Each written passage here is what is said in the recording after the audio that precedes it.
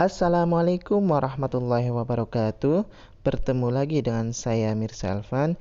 Di video kali ini mari kita belajar bersama-sama mengenai cara membuat proposal skripsi model PTK. Daripada penasaran, langsung saja ditonton yuk.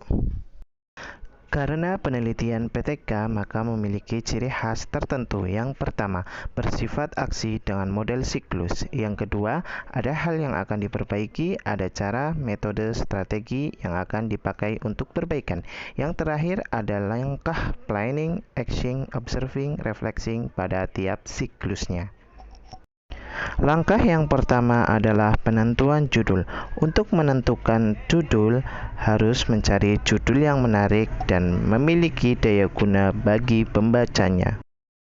Berdasarkan hasil wawancara saya tertarik membuat judul Upaya Peningkatan Motivasi dan Hasil Belajar pada Materi Sholat Jumat Mapel PAI melalui metode seni peran kelas 7C di SMP Negeri 2 Karangsambung. Langkah yang kedua adalah latar belakang. Latar belakang adalah deskripsi Anda tentang apa saja yang melatar belakangi riset Anda sehingga riset Anda menjadi riset penting dan menarik untuk dilakukan. Jika melihat judul di atas, maka latar belakang yang muncul adalah motivasi hasil belajar yang rendah sehingga penting untuk dilakukan upaya peningkatan. Karena ini riset PTK, maka lakukan observasi awal sehingga Anda mendapat data real tentang rendahnya motivasi dan hasil belajar pada materi tersebut. Jika melihat judul di atas, kalimat pembuka dapat dibuat seperti misal 1. Upaya peningkatan motivasi dan hasil belajar sangat penting. 2. Motivasi dan hasil belajar yang rendah seringkali muncul dalam proses pembelajaran.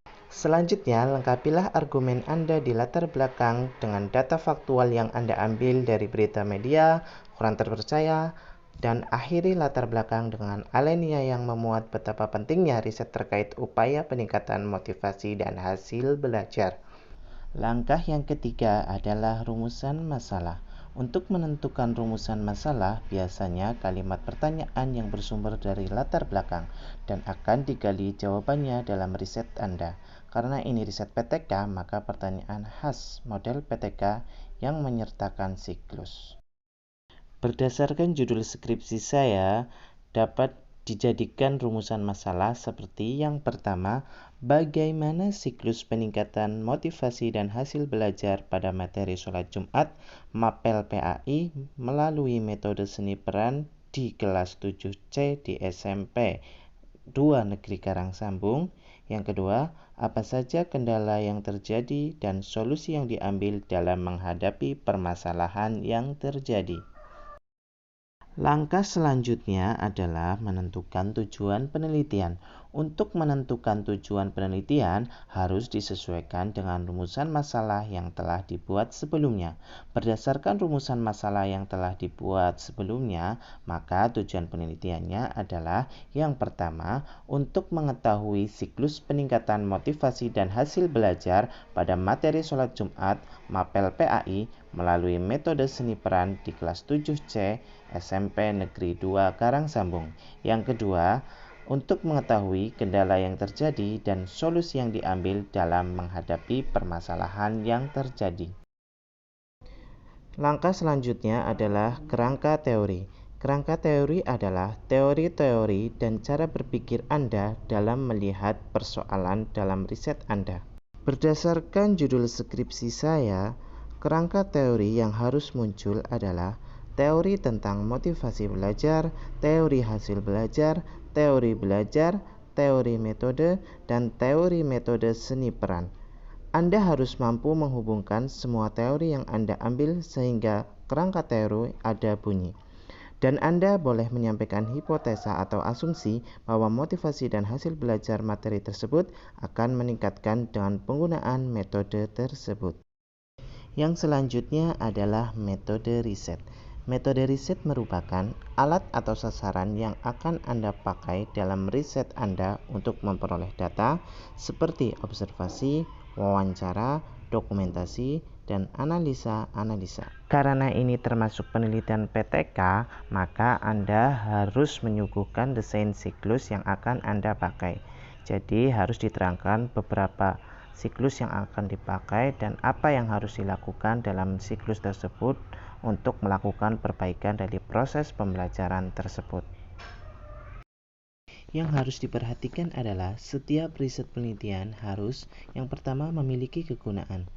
Riset yang kita buat harus memiliki kegunaan. Maka dari itu, kita harus menjelaskan apa saja kegunaan-kegunaan riset yang kita buat. Yang kedua adalah menyuguhkan daftar pustaka. Karena riset kita adalah riset ilmiah yang resmi, maka kita harus menyuguhkan daftar pustaka yang kita pakai sebagai referensi dalam pembuatan riset tersebut.